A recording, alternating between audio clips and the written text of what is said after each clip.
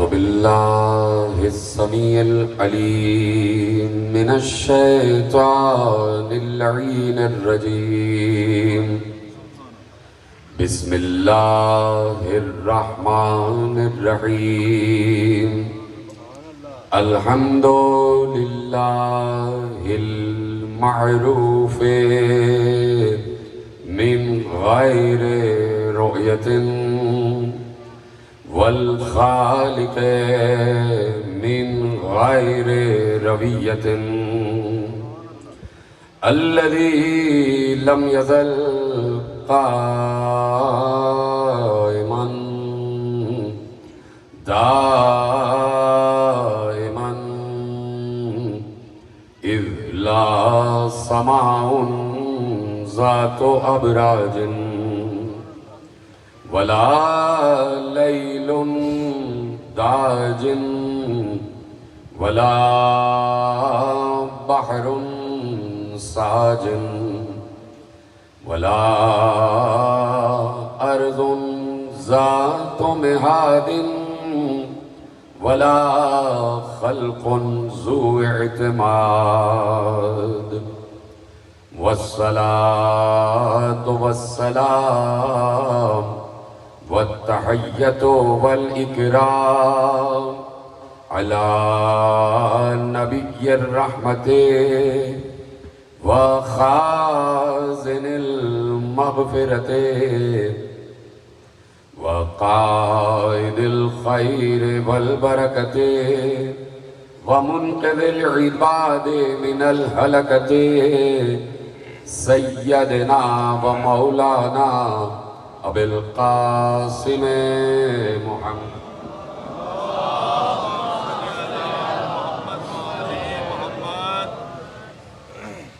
وأهل بيته الطيبين الطاهرين المعصومين المظلومين المنتخبين المنتجبين الذين أذهب الله عنهم الرجس وطهرهم تطهيرا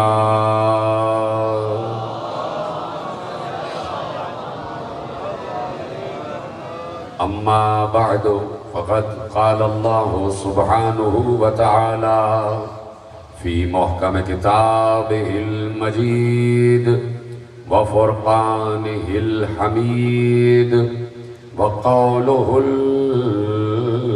الحق بسم الله الرحمن الرحيم الذين آمنوا وتطمئن قلوبهم بذكر الله ألا بذكر الله تطمئن القلوب صلوات پڑھے محمد وآلہ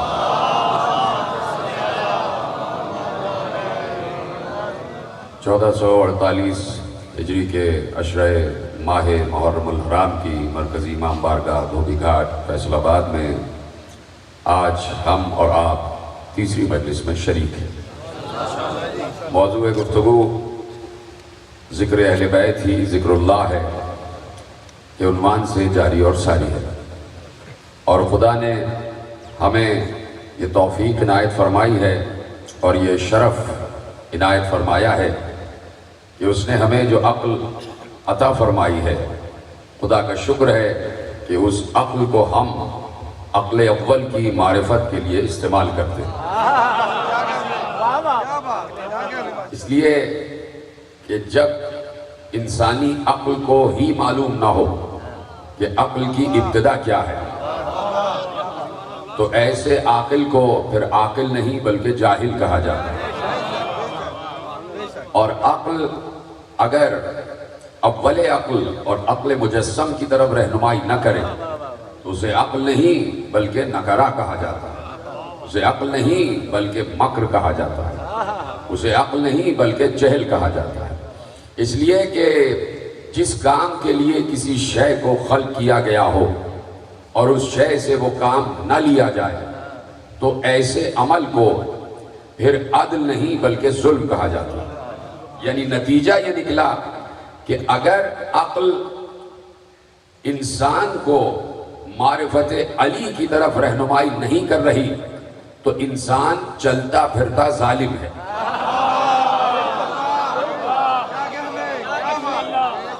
وہ اپنی عقل کے ساتھ ظلم کر رہا ہے، وہ اپنی عقل کو صحیح معنوں میں استعمال نہیں کر رہا ہے.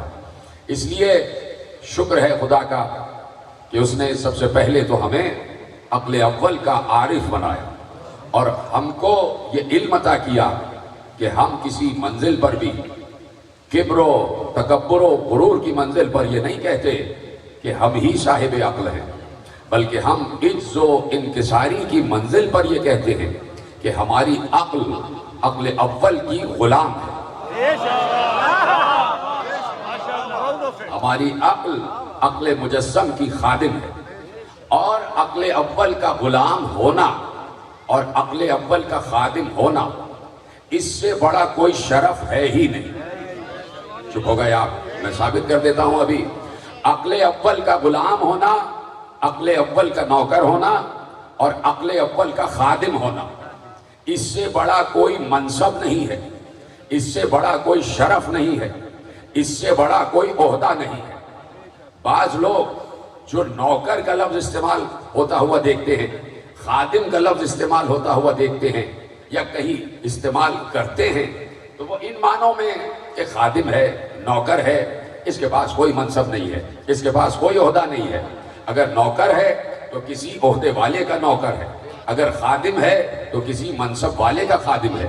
یعنی لوگوں کی عام فہم میں یہ بات راسخ ہے کہ خادم ہونا کوئی عہدہ نہیں ہے، نوکر ہونا کوئی عہدہ نہیں ہے.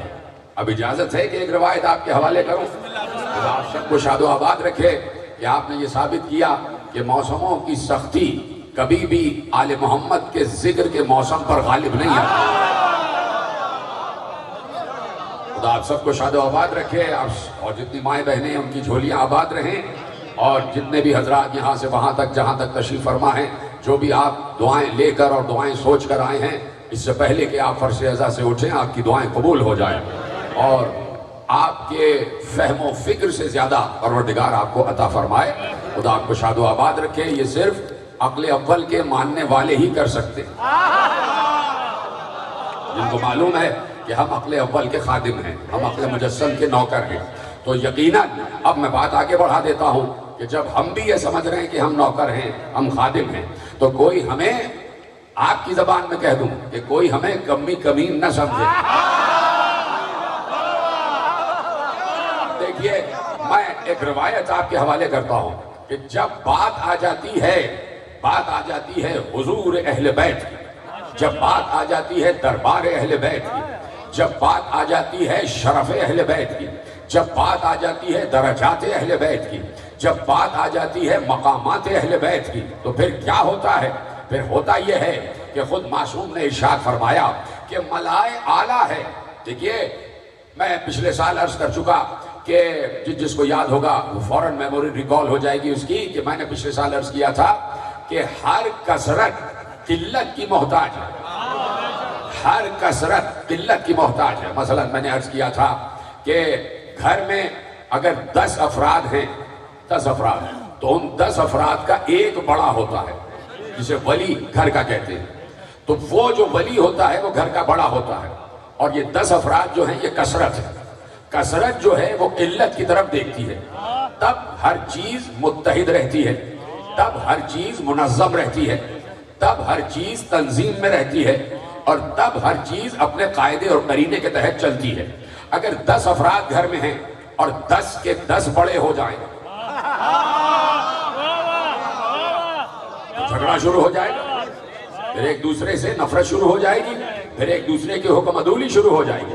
تو ہر کثرت قلت کی محتاج ہے. اسی طرح میں نے پچھلے سال عرض کیا تھا کہ لاکھوں ملائکہ ہیں، اور جب معصوم سے پوچھا گیا کہ ملائکہ کتنے ہیں تو معصوم نے کہا کہ اگر تمہیں وہ نگاہ مل جائے کہ پردے ہٹ جائیں تو تم دیکھو گے کہ کائنات کا کوئی گوشہ ایسا نہیں ہے جو ملک سے خالی ہو،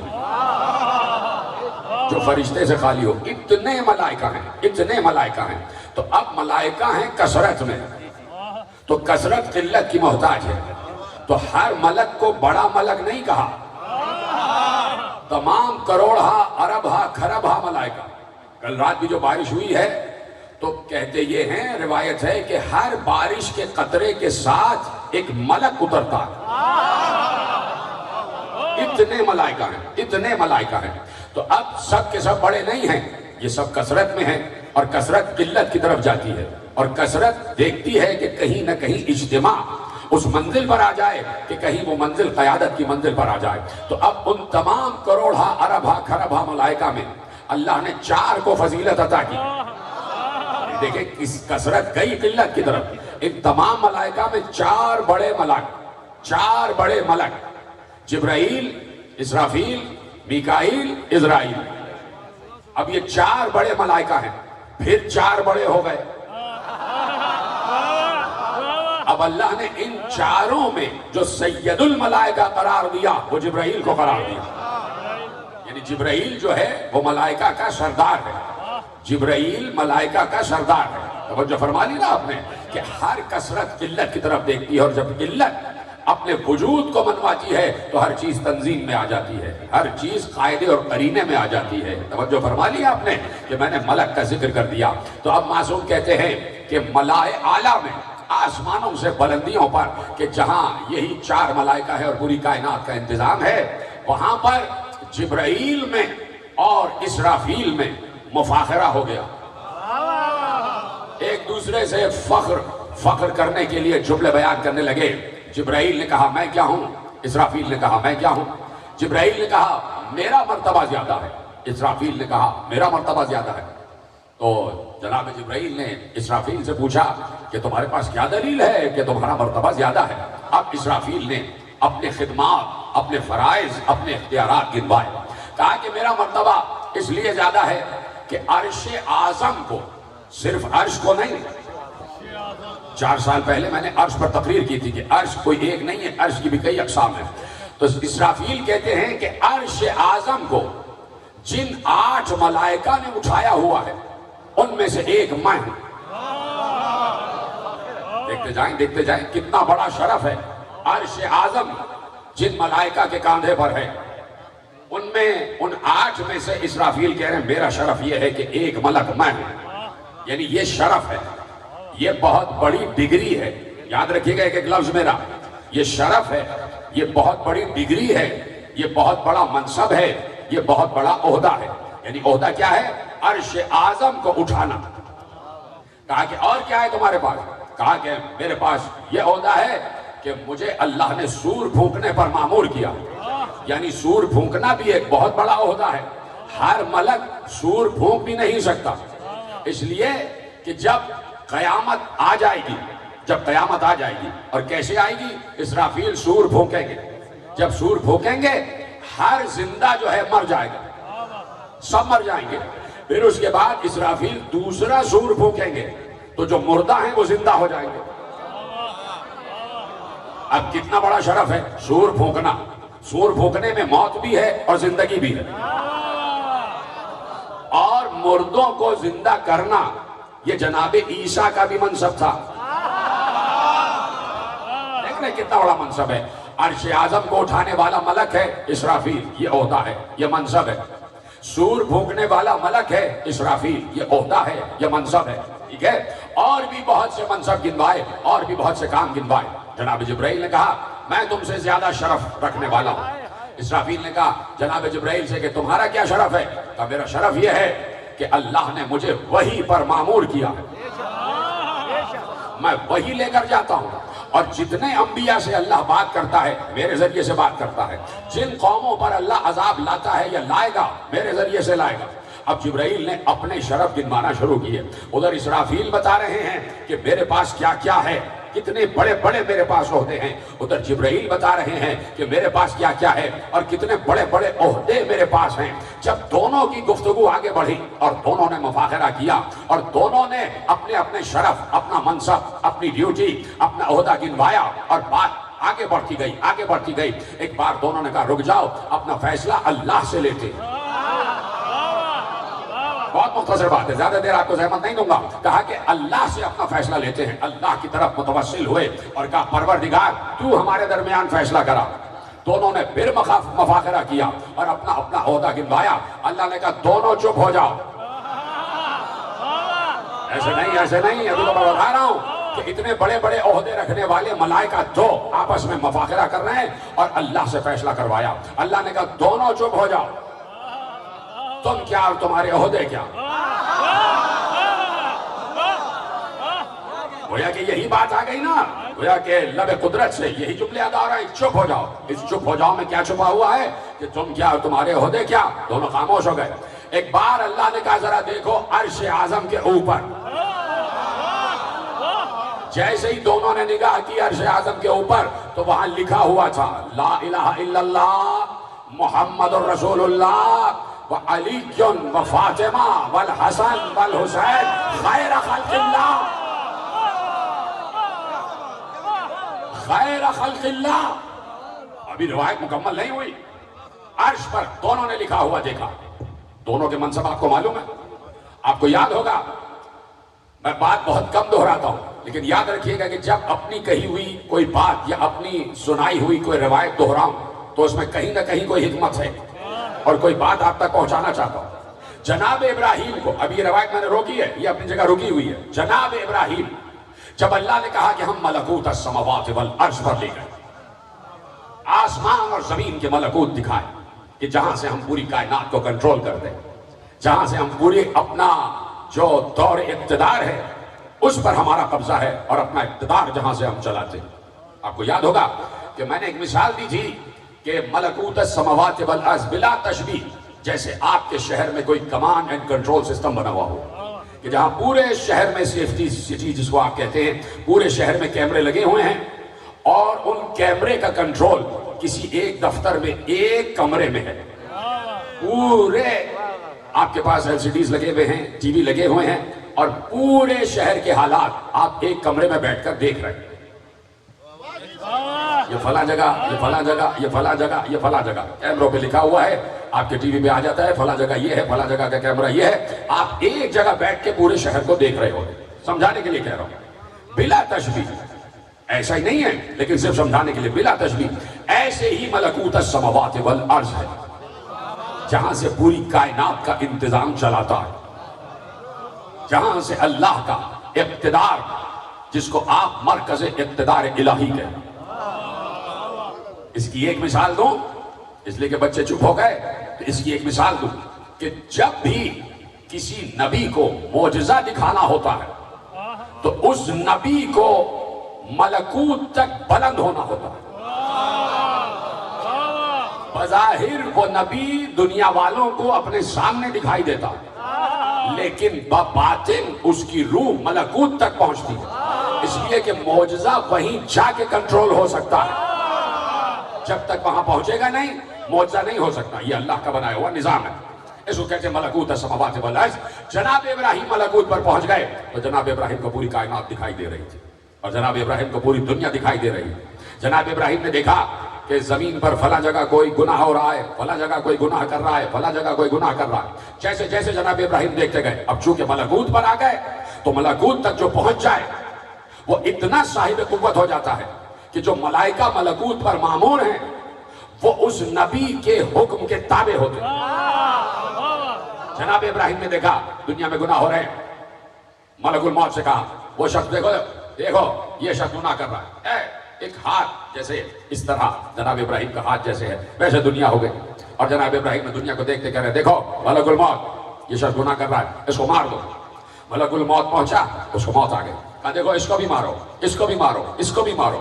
مسلسل جناب ابراہیم ملک الموت کو حکم دیتے رہے. ملک الموت تابع حکم ابراہیم ہو گیا اور مارتا چلا گیا. جب بہت زیادہ انسان مر گئے تو ایک بار اللہ نے کہا ابراہیم کب تک مارو گے, میں بھی تو انہیں دیکھ رہا ہوتا ہوں. یعنی ملکوت کا اقتدار اور اس کا حمل کرنے کے لیے ویسا ہی ظرف چاہیے جو ظرف اس کا. جو بات سمجھے میری ان کو میرا سلام. کہا ابراہیم میں بھی تو انہیں دیکھتا ہوں, میں رحیم ہوں, میں کریم ہوں. ایسے اگر میں نے سب کو مارنا شروع کر دیا تو سبھی مر جائیں گے. تو جناب ابراہیم ملکوت پر بلند ہوئے. اور جناب ابراہیم کون ہے؟ اب دیکھیے گا عہدے اور منصب کی بات ہو رہی ہے. جناب ابراہیم نبی ہیں, جناب ابراہیم رسول ہیں, جناب ابراہیم خلیل ہیں, اتنے عہدے ہیں. اور جناب ابراہیم عبد ہیں. کتنے عہدے ہیں. دیکھیے عبد ہونا کوئی معمولی بات نہیں ہے. میں نے پہلی تقریر میں کہا تھا کہ میں کہوں کہ میں عبد ہوں یہ الگ بات ہے, اور وہ کہے کہ تو عبد ہے یہ الگ بات ہے. اللہ کسی کو عبد کہہ دے یہ بہت بڑا عہدہ ہے. تو جناب ابراہیم عبد بھی ہیں, جناب ابراہیم نبی بھی ہیں, جناب ابراہیم رسول بھی ہیں, جناب ابراہیم خلیل بھی ہیں. اور یہ 4 عہدے رکھنے والا ابراہیم ملکوت پر بلند ہوا. اب جو ملکوت کے اعلیٰ ترین خطے کی طرف دیکھا, اعلیٰ ترین گوشے کی طرف دیکھا, تو جناب ابراہیم نے دیکھا کہ وہاں 5 انوار ہیں جو جگمگا رہے. میں نے بھی ایسے ہی کہا تو آپ نے بھی ایسے ہی سن لیا. ملکوت کے اعلیٰ ترین گوشے پر جو سب سے بلند گوشہ ہے وہاں 5 انوار ہیں جو نور جگمگ جگمگ کر رہے ہیں. اب جو جناب ابراہیم نے غور سے دیکھا تو ان 5 انوار کے گرد مزید 9 انوار ہیں. تو یہ کتنے ہو گئے؟ 14 ہو گئے. 14 انوار, بیچ میں 5, ان کے گرد 9. اب جو غور سے دیکھا تو ان 14 کے گرد کروڑوں انوار ہیں جو ان 14 کا طواف کر رہے ہیں, جو ان 14 کا طواف کر رہے ہیں. ایک بار جناب ابراہیم نے پوچھا پروردگار یہ 5 کون ہیں؟ کہا یہ محمد, علی, فاطمہ, حسن, حسین ہیں. کہا ان کے گرد 9 کون ہیں؟ کہا حسین کی نسل میں آنے والے 9 امام. جناب ابراہیم چپ ہو گئے. جب پوچھا یہ 5 کون ہیں؟ کہا محمد و علی و فاطمہ و حسن و حسین. چپ ہو گئے. جب کہا 9 کون ہیں؟ کہا حسین کی نسل میں آنے والے 9 امام. چپ ہو گئے. جب کہا کہ یہ کروڑ ارب کھرب انوار کون ہے جو ان کے گرد چکر لگا رہے ہیں؟ اللہ نے کہا یہ ان کے شیعہ ہیں.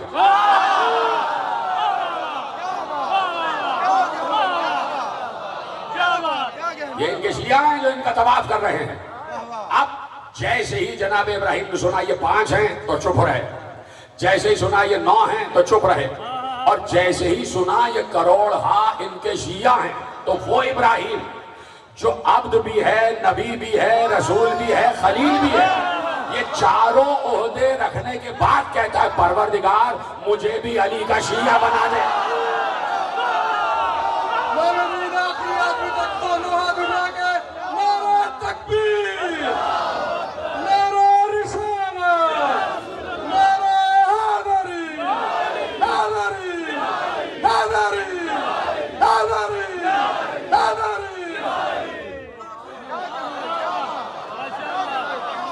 سلامت رہے پیچھے والے حضرات بھی خدا کو شاد و آباد رکھے.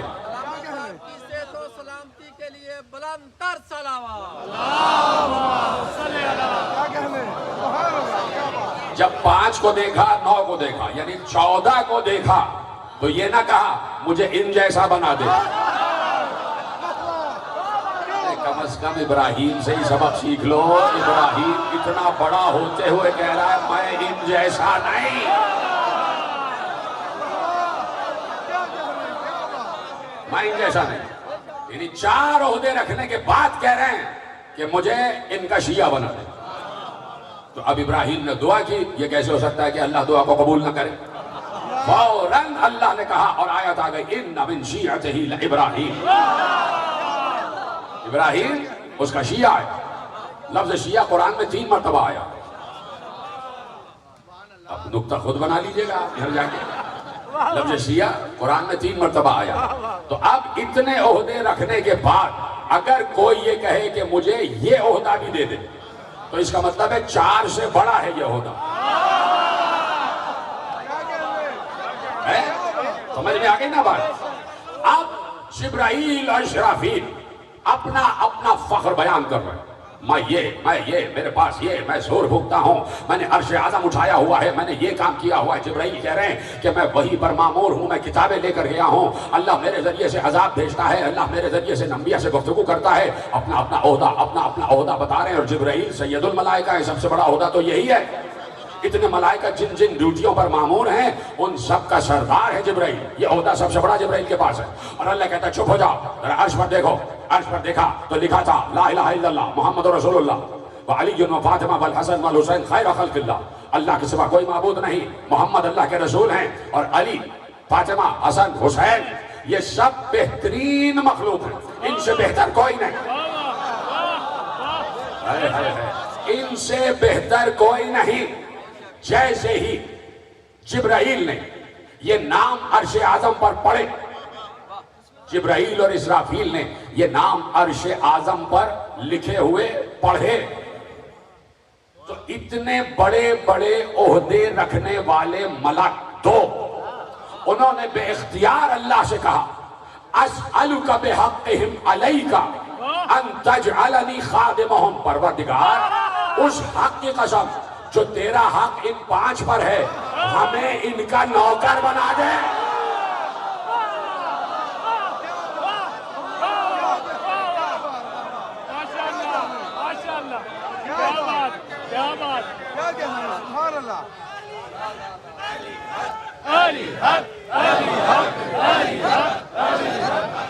ایک ساتھ مل کے کہیں، ایک ساتھ مل کے کہیں، تب لطف آئے۔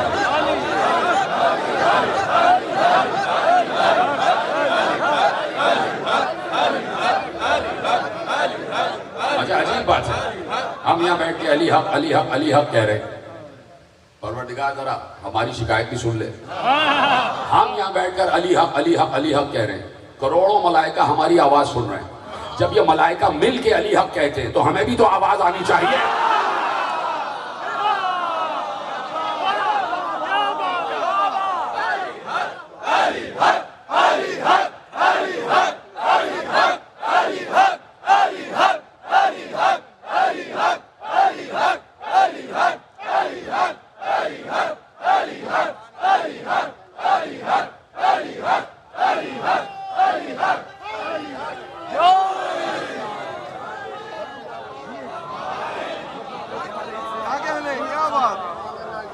جبرائیل سید الملائکہ، سید الملائکہ ہوتے ہوئے، ملائکہ کا سردار ہوتے ہوئے کہہ رہے ہیں ان تجعلنی خادمہم، مجھے ان کا خادم بنا دے، مجھے ان کا نوکر بنا دے، مجھے ان کا نوکر بنا دے۔ اب ہمارے اس جملے کو ہلکا نہ لینا جو ہم کہتے ہیں کہ ہم آل محمد کے کمی ہیں۔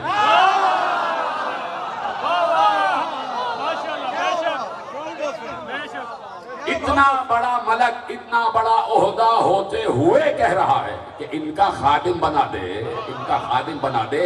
اس کا مطلب ہے، میرا جملہ ضائع نہ ہو، اس کا مطلب ہے عرش اعظم اٹھانا کم بات ہے، سور پھونکنا کم بات ہے، وحی لانا کم بات ہے، علی کا نوکر ہونا بڑی بات۔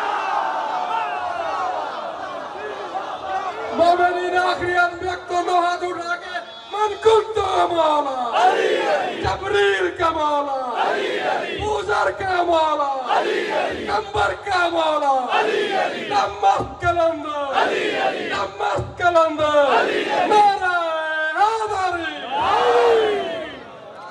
کیا کہنے، کیا بات، کیا بات، دیکھ رہے ہیں آپ کیا بات۔ کہ اس گھرانے کی خدمت کا منصب ہر کسی کو نہیں ملتا، اور ہر کوئی اس قابل ہے بھی نہیں کہ اس گھرانے کا خادم ہو جائے یا اس گھر کے دروازے کا دربان ہو جائے۔ تھے تو بہت سے، ہزاروں، لیکن صرف ایک سلمان دربان تک پہنچا، صرف ایک سلمان فارسی دربانی تک پہنچے کہ در سیدہ تک رسائی ہر کسی کے بس میں نہیں، ہر کسی کو حاصل بھی نہیں کہ وہ در سیدہ تک رسائی کرے یا در سیدہ کی چوکھٹ تک پہنچ جائے۔ اس لیے کہ میں نے اپنی کسی منقبت میں لکھا تھا کہ یہ بیت سیدہ کا دروازہ نہیں ہے، یہ چوکھٹ نہیں ہے، اے جبرائیل یہ چوکھٹ نہیں ہے، یہ سدرۃ المنتہا ہے، یہ سدرۃ المنتہا ہے۔ تو ہر کسی کو یہ شرف نہیں کہ وہ اس منصب پر، اس عہدے پر پہنچ سکے کہ جس عہدے کو عہدہ خادمیت کہتے ہیں، جس عہدے کو نوکری کا عہدہ کہتے ہیں۔ تو ملائکہ تڑپتے ہیں کہ خدمت کا کوئی موقع مل جائے، خدمت کا کوئی موقع مل جائے۔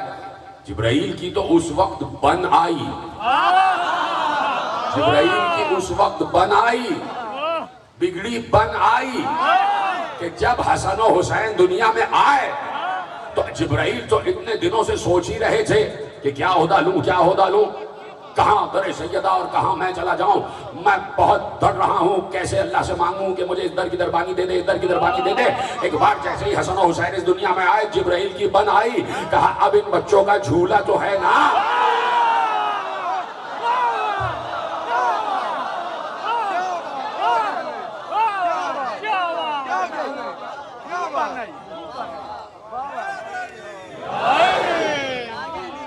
توجہ فرما رہے ہیں کہ جبرائیل کہتے ہیں کہ مجھے جھولا جھلانے کا شرف عطا فرما، ان کے گھر کی چکی چلانے کا شرف عطا فرما. یہی عہدہ مل جائے. اس لیے کہ اس گھر کی چکی یا چرخہ نہیں چل رہا، یہ پوری کائنات کا نظام چل رہا.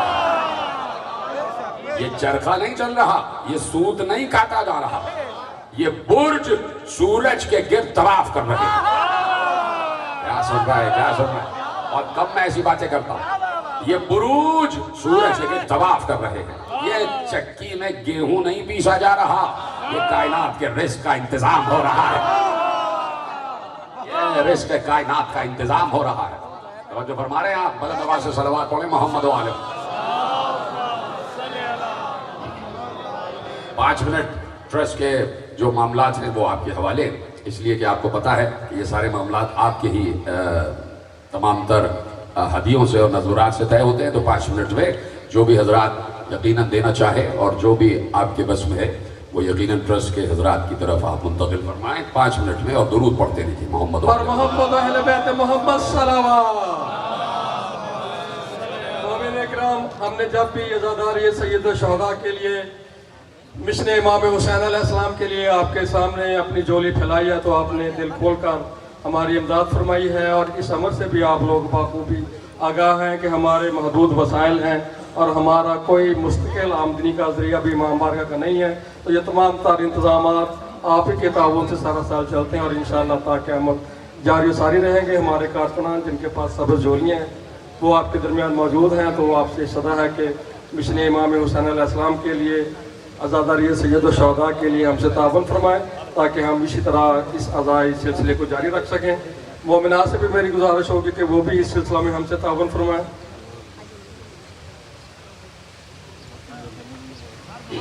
ملکی حالات کے پیش نظر بھی اور جیسے معاشی حالات چل رہے ہیں تو یقیناً ہم سب کے اخراجات بھی بڑھے ہیں. تو اسی طرح عزاداری سید الشہداء کے اخراجات بھی یقیناً اوپر گئے ہیں. تو اس ضمن میں ہم آپ سے بار بار درخواست کرتے ہیں اور انشاءاللہ اشرا میں کرتے رہیں گے کہ آپ سید الشہداء کے اس مشن کے لیے ہم سے تعاون فرمائیں تاکہ امام حسین علیہ السلام کا یہ جو مشن ہے وہ جاری و ساری رہ سکے. درود پڑھتے رہے محمد و آلہ. درخواست ہے کہ ان کے نزدیک وہ جو سبز جولیوں والے احباب ہیں وہ آئیں تو ان کو دیتے جائیں. بہت سے لوگ خود بھی لے رہے ہیں تو ان سے التماس ہوگی کہ وہ جو ان کے پاس جب بھی ہمارے کارکن سبز جولی والے ہیں تو وہ ان کو دیتے جائیں.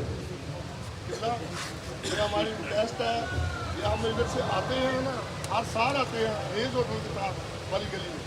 ادھر ہم موٹر سائیکل اپنی بائک ادھر کھڑی کرتے ہیں، ادھر راستہ بند کر دیتے ہیں. آنے والے وہ بندے کو تکلیف ہوتی ہے. ادھر 15-20 عورتیں جا رہی تھیں. انہوں نے کہا چاہتا یہ ادھر راستہ بند ہے.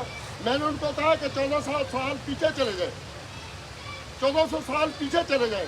یہ جو لعنت تھی نا وہ ان کے گلے میں ڈلنی تھی. برائے مہربانی انتظامیہ کو کہیں کہ جو بندے ادھر کھڑے ہیں تلاشی لیں ہماری اچھا طریقے سے. لیڈیز کا لیڈیز تلاشی لے اور مردوں کا مرد تلاشی لے اور اس کے بعد انٹر ہونے کی اجازت. موٹر سائیکل کھڑی کرنے کی اجازت نہیں ہے، صرف سٹینڈ ادھر ہے.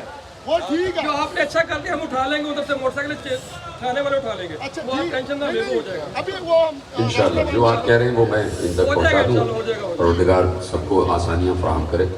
اور آپ سب حضرات بھی بہت مودت و معرفت کے ساتھ آتے ہیں. جو بھی شکایتیں سامعین کی اور مومنین کی وہ یقیناً پہنچ چکی ہیں. اور انتظامیہ سے بھی گزارش ہے کہ عزاداران امام حسین کے ساتھ بہت نرم رویہ رکھنا چاہیے، اس لیے کہ ان کے نرم رویے ہی قیامت کے دن ان پر نرم رویہ رکھیں گے. جو یہاں نرم رویہ رکھے گا تو ملائکہ قیامت میں ان پر نرم رویہ رکھیں گے. برا نواز سے صلوات پڑھیں محمد و آل محمد. مل کے بآواز بلند درود پڑھ محمد و آل محمد.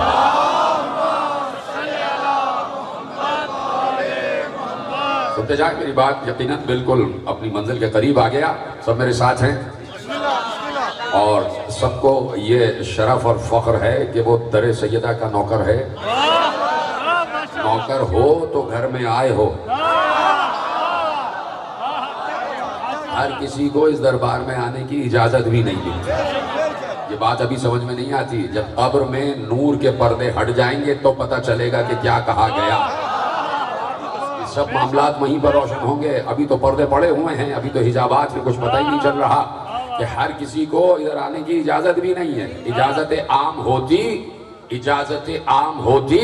تو شب عاشور سب کے سب حور بن گئے ہوتے. ایک ہی کیوں ہوتا. یہاں تو دلوں کا نذرانہ دیکھا جاتا ہے, دلوں کا خلوص دیکھا جاتا ہے, دلوں کی نیت دیکھی جاتی ہے. اور جب وہ دلوں کی نیت خالص پاتے ہیں تو دروازے کھول دیتے ہیں کہ آ جاؤ. اور آپ پر بھی دروازے کھل گئے اور آپ تشریف لائے ہوئے ہیں. تو یہ شرف ہے, سب سے بڑا شرف ہے. اور اسی لیے میں ہر مرتبہ کہتا ہوں کہ عزا خانوں کا دروازہ اسی لیے کھلا رہتا ہے. 5 وقت اللہ کے گھر کا دروازہ کھلتا ہے. جیسے ہی نمازی باہر گئے دروازہ بند. اس لیے اللہ کے گھر کے برابر میں اللہ والوں کا گھر رکھا گیا ہے. بڑی آسانی سنا آپ نے جملہ.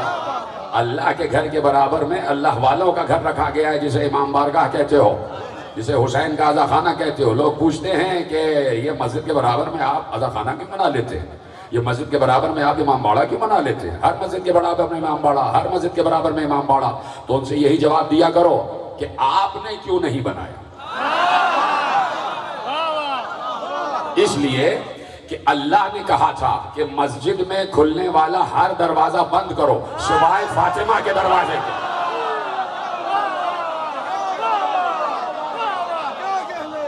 تو جب اللہ نے یہ در بند نہیں کیا تو ہم نے تو حکم خدا کے تحت یہ در کھولا ہوا. یہ تو حکم خدا ہے کہ دروازے سیدہ در خدا کی طرف کھلا رہے. تو اس لیے ہے کہ جب در خدا بند ہو جائے تو در اہل بیت کھلا رہے. کیوں کھلا رہے؟ نہ معلوم کون حور بن کے کس وقت آ جائے. کون حور بن کے کس وقت آ جائے. اور جو آئے پہلے وہ حسین کے گھر میں آئے اور یہاں سے آداب سیکھے کہ اللہ کے گھر میں جایا کیسے جاتا ہے. یہیں سے کل گفتگو کا آغاز ہوگا کہ یہاں سے آ کے آداب سیکھے کہ بیت خدا کہتے کس کو ہیں, بیت اللہ کہتے کس کو ہیں, بیت خدا کس کو کہتے ہیں. اور بیت اللہ صرف یہ نہیں کہ جانا ہے, صرف یہ نہیں کہ طواف کرنا ہے, بلکہ بیت اللہ کی حرمت کا پاس کرتے ہوئے اس کی حفاظت کا بھی عہد کرنا پڑتا ہے. ابھی حج دیکھا آپ نے کہ حج ہو گیا. تو یہ حج جو ہے ختم ہو گئی بات.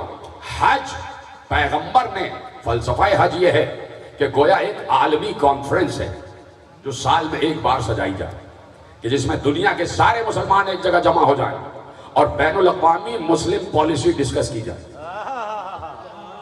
اگر یہ معاملہ مسلم کانفرنس کا ہوتا کہ جو پیغمبر نے حج کا ایک تصور دیا تھا, اگر وہی ہوتا تو آپ کو اقوام متحدہ جنیوا میں بنانے کی ضرورت نہ ہوتی. توجہ فرما رہے ہیں آپ. تو اب حج کے مراحل, اور مجھے یاد دلائیے گا, میں کل یہیں سے حج سے ہی بات شروع کروں گا, لیکن آج گفتگو کامل ہو رہی ہے اور اس کے بعد یقیناً ماتمداری کا سلسلہ بھی ہے, تو زیادہ وقت آپ کا لینا نہیں چاہتا. تو ہر چیز کے جس کو سمجھو, اس کے ایکسٹریکٹ کو سمجھو. ہر چیز کا ایک فلسفہ ہے. نماز, روزہ, حج, زکوٰۃ, خمس, جہاد, ان سب کا ایک فلسفہ, ان سب کا ایک جس ہے, ان سب کی ایک فکر ہے, ان سب کا ایک نظریہ ہے, ان سب میں ایک حکمت ہے. اور یہ جو کثرت سے اعمال ہے, کثرت سے نماز, روزہ, زکوٰۃ, جہاد, حج, امر بالمعروف, نہی عن المنکر, ولایت, برات, یہ کثرت سے اعمال ہے. اچھا کام کرنا, پانی پلانا, دوسروں کا خیال کرنا, عاجزی, انکساری, بیواؤں کی سرپرستی, یتیموں پر شفقت, लोगों को लिबास दे देना, लोगों को भूखों को खाना खिला देना, यतीमों के सर पर शफकत से हाथ रखना, किसी साइल को मत झिड़कना, ये आमाल कसरत से है ना। और हर कसरत किल्लत की मोहताज है। तो सबको नमाज, रोजा, हज, ज़कात, जिहाद, इन सबको आमाल कहा। और जब कसरत किल्लत की तरफ गई तो अल्लाह ने कहा मोहब्बत अली इन सब आमाल की सरदार है।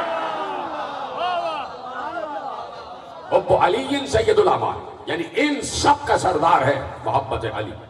और मोहब्बत अली के लिए अल्लाह दिल मुंतखब करता, अल्लाह पैगामात भेजता। वो पैगाम जिसकी फ्रीक्वेंसी से मिल जाए, फ्रीक्वेंसी जिसकी फ्रीक्वेंसी से मिल जाए, पहुंच जाता है वो पैगाम। इसीलिए हुसैन इब्न अली ने अपना पैगाम उस फ्रीक्वेंसी के जरिए भेजा कि जिसको मुस्लिम कहते हैं। नाम मुस्लिम इब्न अकील को इसीलिए भेजा कि जो कूफे भेजा जा रहा है तो कूफे में भी मुस्लिम रहते, वो अपने को मुसलमान कहते। तो एक मुस्लिम के जरिए पैगाम गया ताकि पता चले कि मुस्लिम कहते किसे, मुस्लिम कहते किसे। मुस्लिम सर से पांव तक मुस्लिम, सलामती का पूरा एक जस है और एक जुज़्व है और एक वजूद है जिसे मुस्लिम कहते हैं। जब मैं नाम लेता हूं मेरा दिल तड़प जाता, इसलिए कि करबला की इब्तिदा है मुस्लिम से। अजरों को अल्लाह। आप हाय कहते हैं, आपको ये बात मालूम तो है, लेकिन यकीन की मंजिल पर उस वक्त आएंगे कि जब आखिरत की तरफ सफर होगा और किसी मलक की आवाज आएगी, मलाइका से कहेगा कोई मलक, ये वही है जो हुसैन के मसाइब पर हाय कहते हैं। देखो देखो, ये वो अज़ादार जा रहा है। अभी भी जब आप जाते हैं घरों को तो मलाइका साथ साथ एक दूसरे से कहते हैं, देखो आज ये इतना रो रहा था, आज ये हुसैन के मसाइब पर इतना गिरिया कर रहा था। मलाइका हर चीज़ पर मुवक्किल है, तो गम हुसैन पर भी मुवक्किल है। मुस्लिम जाओ, देख के आओ क्या हालात है। 20,000 खतूत हुसैन के पास पहुंचे। किनके खतूत पहुंचे मैं कल बता चुका कि हर खत में ये लिखा गया था कि आप तशरीफ लाइए, हमारा कोई इमाम नहीं है। तो हमारे तो इमाम हैं, सबको पता है, 12 इमाम हैं। तो अगर हम में से किसी ने खत लिखा होता तो वो ये ना कहता कि हमारा कोई इमाम नहीं है। इसका मतलब है किसी और ने खत लिख के बुलाया कि हमारा कोई इमाम नहीं है, आप आइए और हमारी इमामत का फरीजा अंजाम दीजिए। मुस्लिम देख के आओ क्या मामला थे। मक्के में थे, कहा कि खतूत आ गए हैं, मुस्लिम जाने लगे। जाते जाते ना मालूम क्या ख्याल आया, 2 बच्चे लिपट गए। बाबा हमें भी साथ ले जाओ। कहा अपनी अम्मा से इजाजत ले लो।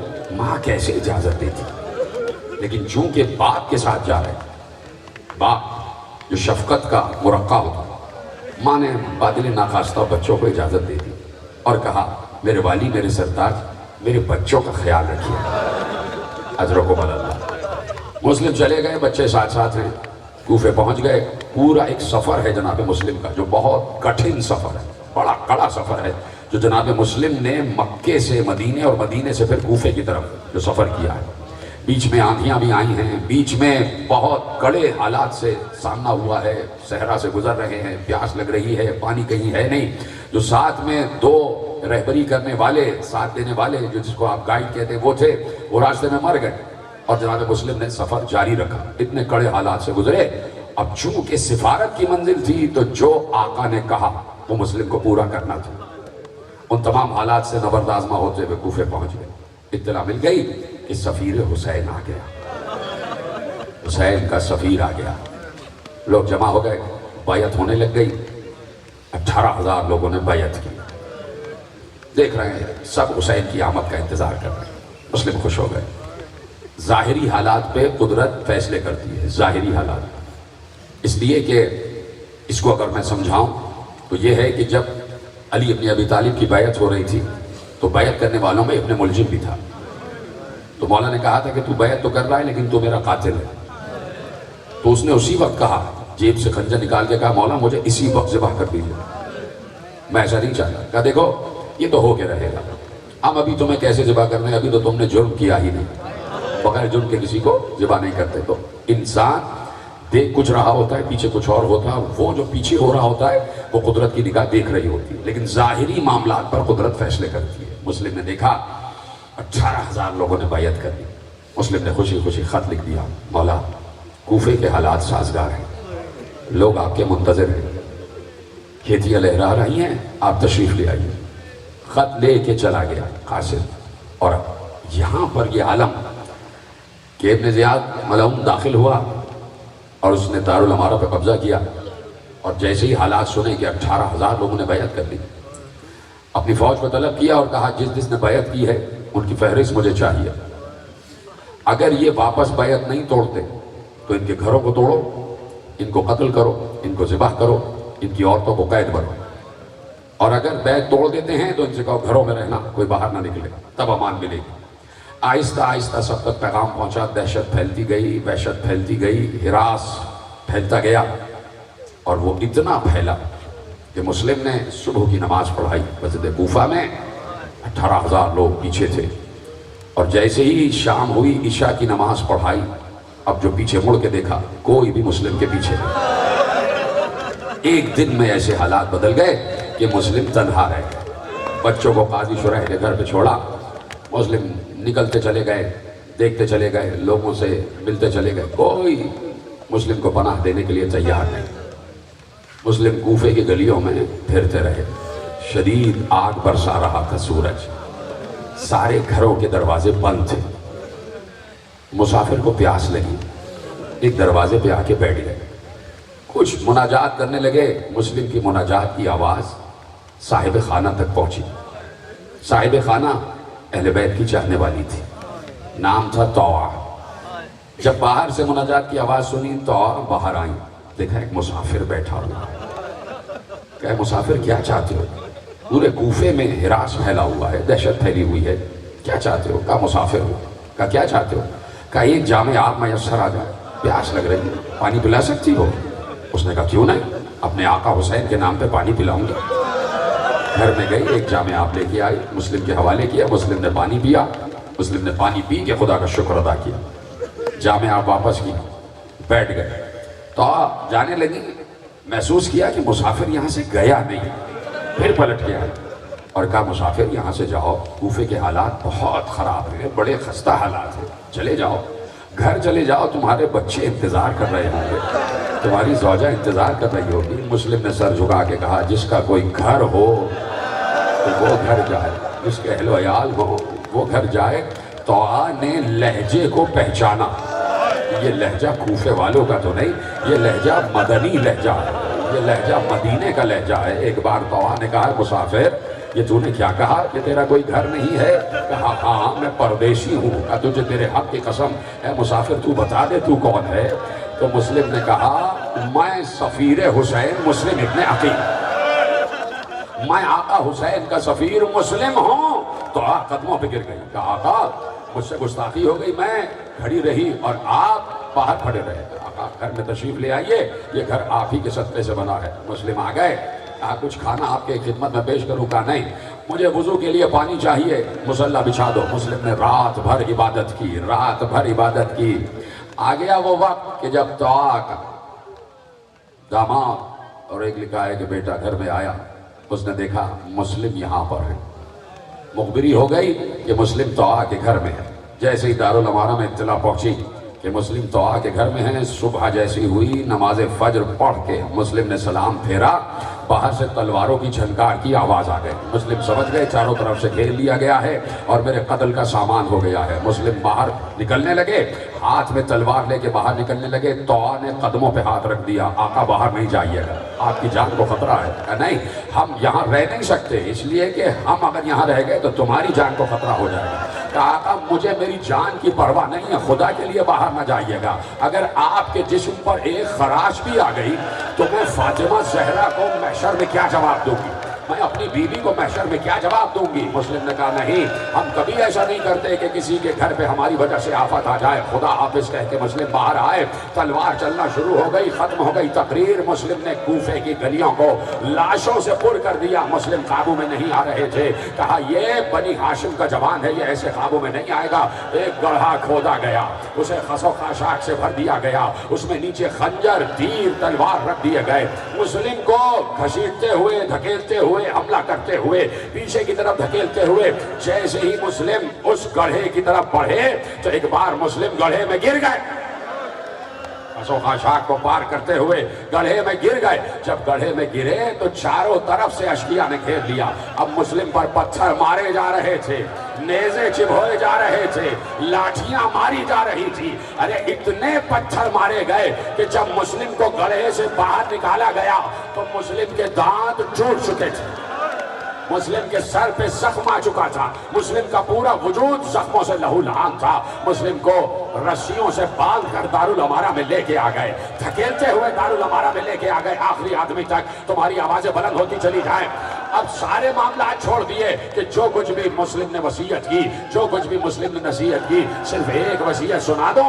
मुस्लिम ने कहा, है कोई जो मेरी इस वसीयत पे अमल करे? और क्या वसीयत है? हाकिम ने पूछा, क्या वसीयत है? सारी वसीयतें लिखवा दी। का एक आखिरी वसीयत ये है कि मैंने आका हुसैन को खत लिख दिया था कि मौला कूफे आ जाइए, खुदा के लिए मेरी तरफ से आका हुसैन को खत लिखो कि मुस्लिम की तरफ से आका हुसैन को खत है कि मौला अब कूफे न आइएगा, अब कूफे न आइएगा। जुमला सुनोगे तुम्हें चादर ज़हरा का वास्ता इतनी बुलंद हाय होनी चाहिए कि आसमानों तक तुम्हारी हाय पहुंच जाए। मुस्लिम ने कहा, आका अब कूफे न आइएगा, और अगर आने का इरादा कर ही लिया है तो ज़ैनब को साथ न लाइएगा, तो अहले हरम को साथ न लाइएगा। कूफे वाले बायत से फिर गए हैं, ले गए मुस्लिम को दारुल अमारा की छत पे ले गए। मुस्लिम को बिठाया गया, जल्लाद की तलवार चला ही चाहती थी कि एक बार मुस्लिम ने कहा, रुक जा, एक लम्हे के लिए रुक जा। मुस्लिम ने दारुल अमारा की छत से नीचे देखा, हजारों लोग थे जो गलियों में आ जा रहे थे, बाजार खुले हुए थे, लोगों की गोदियों में बच्चे थे, अपने बच्चों को ईद की तैयारी करवा रहे थे, ईद की तैयारी करवा रहे थे। हमेशा उम्मत ने आल पर यही जुल्म किया, न बड़ी ईद मनाने दी न छोटी ईद मनाने दी। एक बार मुस्लिम ने ऊपर से नीचे मुखातिब होकर कहा, ऐ अहले कूफा, कल ईद मनाओगे, कल ईद मनाओगे, ईद की तैयारियां कर रहे हो, तुम्हारी गोदियों में छोटे छोटे बच्चे हैं। वहीं से बुलंद आवाज से कहा, तुम्हारी गोदियों में छोटे छोटे बच्चे हैं, मैं तुमसे कहना चाहता हूं मेरे साथ भी 2 बच्चे आए थे। ये कह के मुस्लिम ने एक बार रुख किया उस जानिब कि जहां हुसैन हो सकते थे। एक बार मंजिल ज़वाला की तरफ रुख करके मुस्लिम ने अपने हाथों को, बंधे हुए हाथों को उठाकर कहा, अस्सलामु अलैका या अबा अब्दुल्लाह, अस्सलामु अलैका या अबा अब्दुल्लाह। खत्म कर दी मैंने तकरीर, अभी ताबूत बरामद होगा। हुसैन मंजिल ज़वाला पर थे, कुर्सी लगाकर बैठे हुए थे। जैसे ही हवा के दोष पर मुस्लिम का सलाम पहुंचा, हुसैन बेइख्तियार खड़े हो गए और वहीं से आवाज दी, वालेका सलाम या अखी मुस्लिम, है मेरे भाई मुस्लिम, तुझ पर भी हुसैन का सलाम। अब्बास ने यह आवाज सुनी, क्या सुन रहे हो? अब्बास ने आवाज सुनी, एक बार आका के सामने गर्दन झुकाकर कहा, मौला किसको जवाब सलाम दिया? कहा, अब्बास मुस्लिम का गला कटा चाहता है, अब्बास मुस्लिम का गला कटा चाहता है। अब्बास ने कहा, मौला क्या मौजज़े से वहां भेज सकते हैं? क्या अब्बास क्या मुस्लिम को बचाने जा रहे हो? कहा, नहीं मौला, आपने मुझे अभी दिखाया कि मुस्लिम की गर्दन कटने वाली है, मैं चाहता हूं कि नीचे खड़ा हो जाऊं, इसलिए कि जब गर्दन कट के नीचे गिरेगी तो कोई तो हो गर्दन को उठाने वाला। हुसैन ने